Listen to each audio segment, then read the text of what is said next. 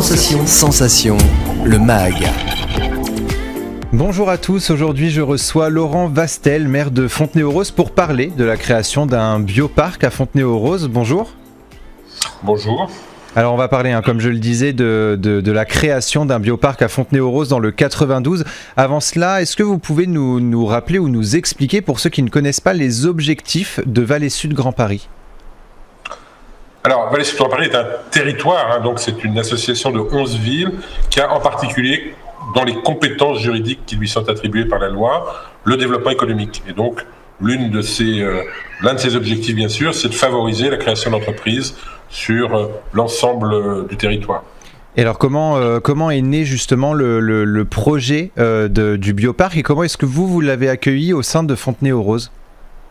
Alors, en fait, on l'a même initié, à vrai dire, puisque ce projet avait même été déjà un peu en gestation avant même la création de Vallée Sud Grand Paris. Pourquoi ? Parce que Fontenay-aux-Roses est particulier en ce sens que nous avons à la fois le CEA, le commissariat à l'énergie atomique à Fontenay-aux-Roses depuis maintenant 70 ans, qui a abandonné toutes ses recherches dans le domaine du nucléaire, mais qui en fait a développé tout un pôle de recherche biomédicale.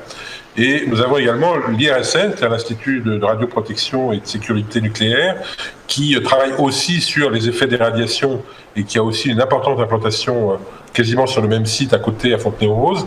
Et donc, dans les objectifs du CEA, il y a le transfert de technologie, le transfert de compétences.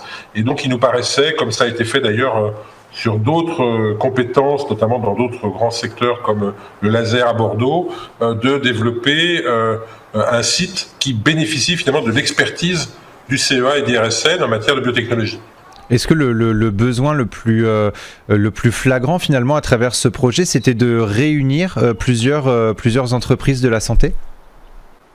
Alors l'idée, c'est plutôt de bénéficier de cette opportunité dans une région Île-de-France qui est quand même fortement axée sur la recherche biomédicale. Il y a beaucoup de laboratoires pharmaceutiques et de recherche biomédicale dans notre région capitale.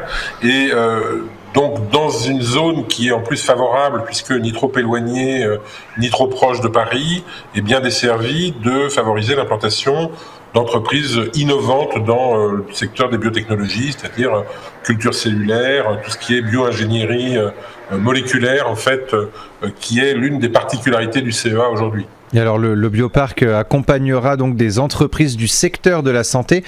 Pourquoi est-ce que vous avez décidé justement de vous concentrer sur ce secteur, et que permettra cette concentration de ces entreprises sur un même lieu ? Justement, il y a deux aspects. Premièrement, quand on concentre des entreprises qui ont la même thématique, on a un effet de synergie en général qui est toujours positif. Et donc ça, c'est une des raisons. Et puis l'autre, c'est que quand on veut mettre au point, par exemple, un nouvel anticorps qui va avoir telle ou telle fonction, eh bien, il faut avoir accès à des plateaux techniques, parfois pour la mise au point, notamment un certain nombre de process, et qui sont à l'intérieur du CEA. Ce qui veut dire que le bioparc de Fontenay-aux-Roses, il permet d'avoir accès aussi aux installations du CEA et d'IRSN pour progresser, si j'ose dire, et pour avoir une forme de coaching, d'une certaine façon, sur la mise au point des process de fabrication. Et aujourd'hui, dans les différents projets de Vallée Sud Grand Paris, il y a cet enjeu environnemental. Alors justement, est-ce que ce projet répond également à un enjeu environnemental, et en quoi il y répond ? Alors il y répond en ce sens qu'il est bien situé, notamment à côté, quasiment à quelques mètres d'un tramway qui permet d'être assez largement desservi et donc d'être facile d'accès.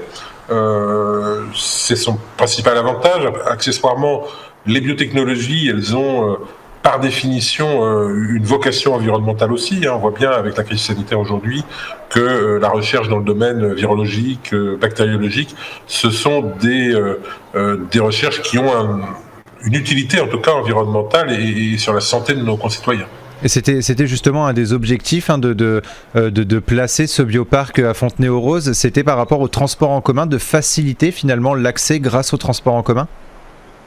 Alors c'est l'un des objectifs, peut-être pas, parce que on était quand même la principale opportunité, c'était encore une fois l'existence du commissariat à l'énergie atomique de Fontenay-aux-Roses, qui est un énorme site de recherche, et donc de créer autour, je dirais, un endroit favorable pour le développement d'entreprises dans le même domaine. Alors au-delà de l'enjeu environnemental qu'on vient d'expliquer, il y a 3 objectifs distincts. Une offre de services expertes dédiée, favoriser les relations de partenariat avec les centres de recherche du territoire et favoriser l'intégration dans l'écosystème régional. Comment est-ce que vous avez constitué justement ces objectifs ? Alors ces objectifs, ils résultent un petit peu de ce que j'ai expliqué, c'est-à-dire globalement, on a 2 grands centres de recherche biotechnologiques qui sont à quelques dizaines de mètres en fait de l'endroit où se crée le bioparc, et donc il y aura un bureau scientifique avec les entreprises qui sont sélectionnées qui vont en fait bénéficier d'un partenariat avec le CEA, avec les RSN. Donc ce sont, je dirais, des entreprises qui vont être dans un milieu extrêmement favorable grâce à ces synergies, sans avoir à aller à l'autre bout de la région parisienne pour échanger sur tel ou tel process. Et donc c'est généralement les bonnes conditions pour faire émerger en fait des projets viables. Et est-ce que c'est positif justement cette implantation d'un bioparc au sein de Fontenay-aux-Roses en tant que maire? C'est positif pour vous, pour votre ville? Tout ce qui implante à la fois des entreprises, des emplois est forcément positif, parce qu'on ne peut pas avoir d'un côté les endroits où on va travailler et de l'autre côté les endroits où on vit. Il faut qu'il y ait quand même ce qu'on appelle de la mixité fonctionnelle, c'est-à-dire qu'il faut que les gens il y ait une certaine proximité avec leur lieu de travail. C'est aujourd'hui le cas, puisque historiquement il y a quand même plus de 1000 chercheurs aujourd'hui sur les 2 sites qui travaillent déjà, et donc avoir une forme de campus qui permette l'émergence de nouvelles entreprises, c'est quelque chose qui est parfaitement adapté en fait à la situation déjà préexistante de notre ville. Et alors pour mener à bien le projet, vous avez pu bénéficier du fonds de soutien européen, le FEDER, qui a cofinancé à 42%, soit 1 434 815 €. À quoi va servir cet argent? Est-ce qu'il est dédié à des travaux spécifiques? Alors il est dédié en fait à l'aménagement des locaux de cet espace qui fait 1500 m² et qui est dans un immeuble préexistant, qui a vocation bien sûr à s'étendre ensuite. On a sollicité en fait l'aide de l'Europe parce que c'était une opportunité qui s'offrait à nous.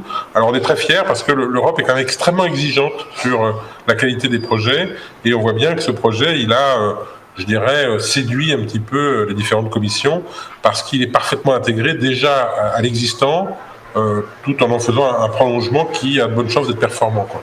Alors justement, qu'est-ce que vous avez fait pour obtenir le soutien du FEDER? Est-ce que c'était un chemin qui était un petit peu long?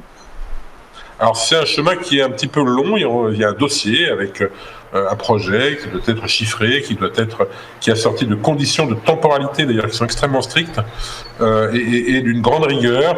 Et donc le projet, il a ces qualités intrinsèques qui font qu'il a séduit effectivement les différentes commissions qui l'ont examiné. Et est-ce que vous avez défini une date butoir pour finaliser le projet Bioparc et accueillir les entreprises du secteur de la santé, ou est-ce que la crise sanitaire a un petit peu mis du retard finalement dans ce projet? Alors oui, on a pris quelques mois de retard du fait de la crise sanitaire, mais a priori, on devrait à la fin de cette année en faire l'inauguration. Donc on avance. Et pour vous, c'est une fierté finalement parce que le secteur de la santé, on le voit depuis le début de la crise sanitaire, on a applaudi même les médecins, etc. Mais c'est bien plus grand, le domaine de la santé, le domaine de la recherche surtout. C'est une fierté pour vous d'implanter justement la santé au sein de votre ville? Oui, d'autant que je suis moi-même médecin, donc par définition, je suis très sensible à cet aspect du développement. Je crois en plus que ce sont des technologies à très très haute valeur ajoutée, et on voit bien que aujourd'hui c'est un peu l'avenir de notre pays malgré tout. C'est-à-dire qu'on ne fabriquera pas des produits à bas prix, moins chers que beaucoup de pays.